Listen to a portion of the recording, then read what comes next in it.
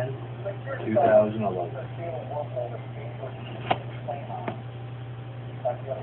January 10th, 2011.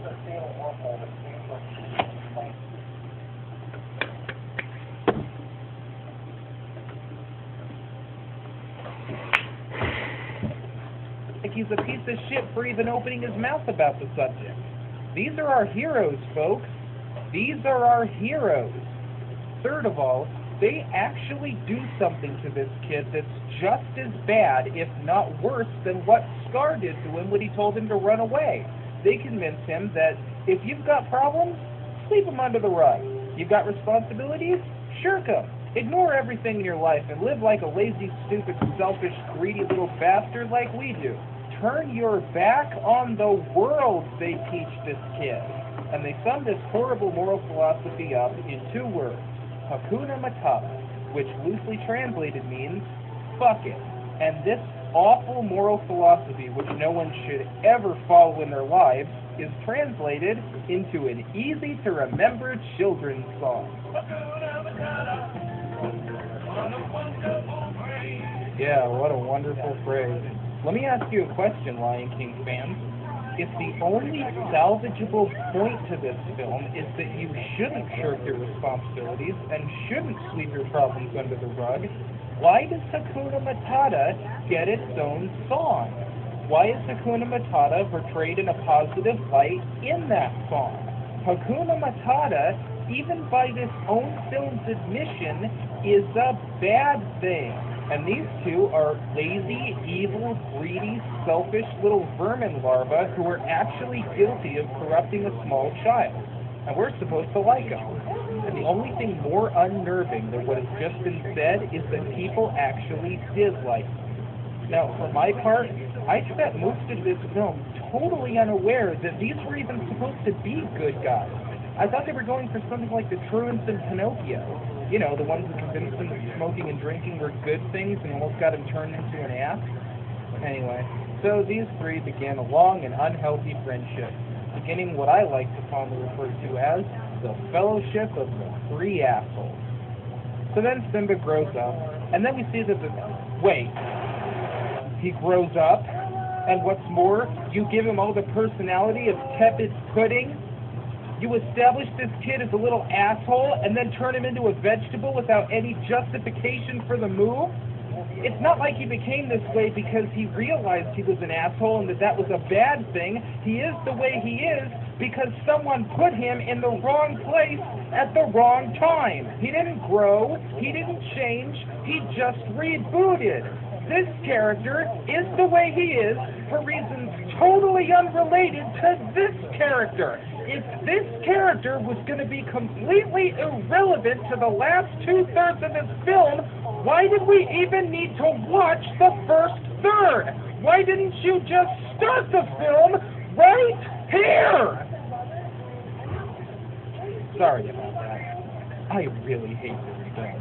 Meanwhile, back at Pride Rock, Scar is laying around with nothing to do. Meanwhile, back with Simba and his 2 supposed friends, they're laying around with nothing to do. Isn't this a pretty picture? We've got both the protagonist and the antagonist laying around, not doing anything. Oh, and am I upset at the fact that Scar is running this place badly? No, not really, because I'm not entirely convinced that Simba would have run this place any differently. We have a scene later on where people are telling Scar that he's condemned them to death and that he can't do that. And Scar responds, "I'm the king. I can do whatever I want." Gee, whose mouth could that just as easily have come out of? So it's 6-1, half a dozen to the other for me. Anyway, Simba lays his ass down in a field of grass because he's got nothing better to do in this film. And the grass travels to a monkey who throws it in a turtle shell. And from this, he learns not only that he is alive, but also exactly where he is and how to get there. That is one magic turtle shell. Okay, so how long has this movie been on? A little over a half hour, 45 minutes? Okay, you know what? There you go, Simba. There's a girlfriend. It's a love story now. That's right, ladies and gentlemen. Unlike Aladdin and Jasmine, who fell in love because, although they were both on opposite sides of the social field, they could relate to each other about feeling trapped in their lives, or like Belle, who fell in love with the Beast because she saw the inner good in him, which made him see the inner good in himself and fall in love with her, Cinda and Nala fall in love because they've had 3 seconds of screen time together. Because who wants to see a story about someone having to guess a girl when you can just drop one on them?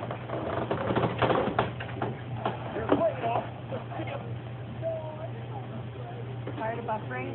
America's largest 4G network thinks we stay up. Look out for it.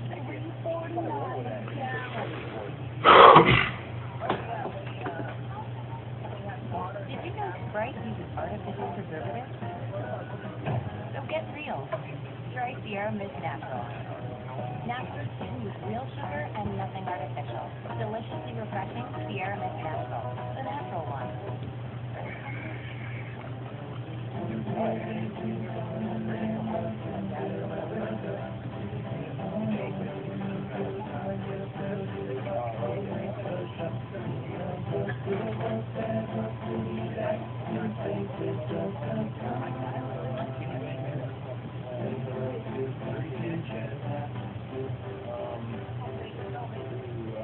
The day that Star Wars Episode 1, The Phantom Menace, was released, I was really sick.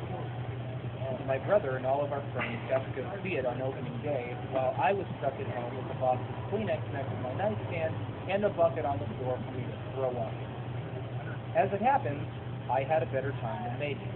Episode 1 is going to be a hard one to review for many reasons. First off, so little happens in the film that it's going to be kind of like trying to review a film about a man who walks from one side of the street to the other side of the street.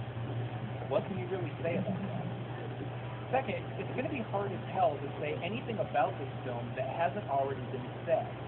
This is why, with apologies to anyone who is looking forward to this, my review will contain no criticism to the character of Jar Jar Binks.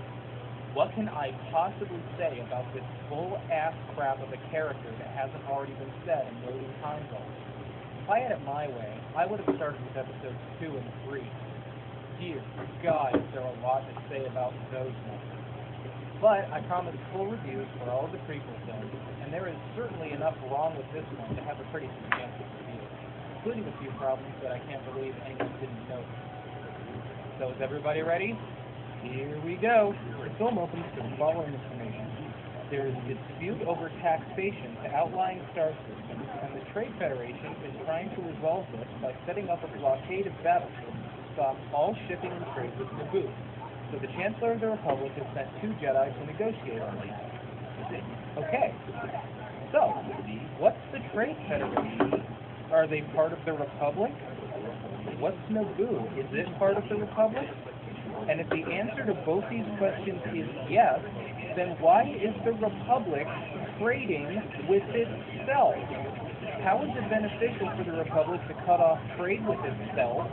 Why does the Republic have a queen in it? And what's more, what are the consequences if the trade routes are blocked off to Naboo? What are the Jedi negotiating about? And what will be the consequences if the negotiations fail? Also, the Jedi are part of the Republic. So again, if the answer to my first 2 questions is yes, then the Republic has sent the Republic to negotiate with the Republic about lifting trade sanctions on the Republic. This is the equivalent of a guy standing alone in a room and saying, shut up, you shut up, you shut up, you shut up. Also, if this whole thing is about tax violations on the part of the Naboo, you'd think the Republic would send tax collectors to resolve this, not the people who merely deliver the goods. And what the hell is a trade federation doing with a huge army in the first place? Unless it's the Republic's army, in which case they really are robbing Peter to pay Paul. Of course, it's also possible that the Trade Federation is not part of the Republic. But then, why the hell is the Trade Federation taxing Republic citizens? Wouldn't that be the job of the Republic? Why are they worried about breaking Republic laws if they're not part of the Republic? And why do they have a little floaty ship at the boring as hell Senate meeting? But all of these questions quickly become pretty meaningless, as when the Jedi are discovered, the Trade Federation immediately begin trying to kill them and landing ground troops on the planet. So now I'm really confused. Are they trying to tax these people or kill them? And why the hell does a republic have a queen in it? Yeah, I know I already asked that, but I want to know, damn it. It doesn't make any